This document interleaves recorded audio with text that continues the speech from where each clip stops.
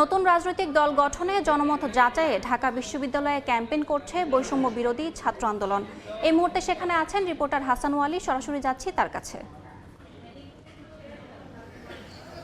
গণ অভ্যুত্থানে নেতৃত্ব দেওয়া ছাত্রদের নেতৃত্বে এই মাসে আসছে নতুন রাজনৈতিক দল। সেই রাজনৈতিক দলের নাম কি হতে পারে, মার্কা কি হতে পারে, এমন নানান প্রশ্নের জবাব জানতে, শিক্ষার্থীদের মতামত জানতে আজকে ঢাকা বিশ্ববিদ্যালয়ে আপনার চোখে নতুন বাংলাদেশ এই শিরোনামে ক্যাম্পেইন চলছে। ঢাকা বিশ্ববিদ্যালয়ে 6টি বুথে শিক্ষার্থীদের মতামত নেওয়া হচ্ছে। যারা গণ অভ্যুত্থানে রাজপথে ছিলেন সেই শিক্ষার্থীরা আসলে নতুন রাজনৈতিক দল কেমন চান সেই মতামত আসলে তারা নিচ্ছেন। আমি এই মুহূর্তে রয়েছি ঢাকা বিশ্ববিদ্যালয়ের সেন্ট্রাল লাইব্রেরির সামনে। এই জায়গাটিতে আমরা দেখছি শিক্ষার্থীদের জটলা, যারা ক্লাসের ফাঁকে ফাঁকে কিন্তু আসছেন, তাদের মতামত জানাচ্ছেন।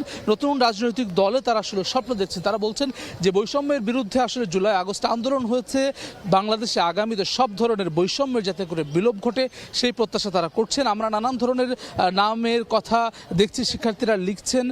এখানে আমরা দেখছি মার্কা কি হতে পারে এমন প্রশ্ন করা হয়েছে নতুন রাজনৈতিক দলের কাছে।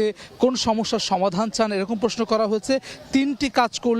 কোন তিনটি কাজ করলে দেশ বদলে যাবে এরকম প্রশ্ন কিন্তু আমরা দেখছি। এটি মূলত কয়েকদিন আগে অনলাইনে ফর্ম ছাড়া হয় এবং সারা দেশেই জাতীয় নাগরিক কমিটি এবং বৈষম্য বিরোধী ছাত্র আন্দোলনের উদ্যোগে শিক্ষার্থীদের কাছ থেকে, সাধারণ মানুষদের কাছ থেকে আমরা দেখেছি মতামত জানতে চাওয়া হচ্ছে। আজকে ঢাকা বিশ্ববিদ্যালয়ে চলছে 6টি ক্যাম্পে, কার্জন হল, টিএসসি, লাইব্রেরি, এরকম কয়েকটি জায়গায় 6টি জায়গায় হলপাড়া, কলা ভবন সহ 6টি জায়গায় 6টি ভেন্যুতে এরকম শিক্ষার্থীরা যারা আসলে আন্দোলনে ছিলেন তারা অন্যান্য শিক্ষার্থীদের, সাধারণ শিক্ষার্থীদের আসলে মতামত জানছেন। আমরা যতটুকু জানি যে এই মাসের মধ্যেই আসলে নতুন রাজনৈতিক দলের ঘোষণা দিতে যাচ্ছেন শিক্ষার্থীরা।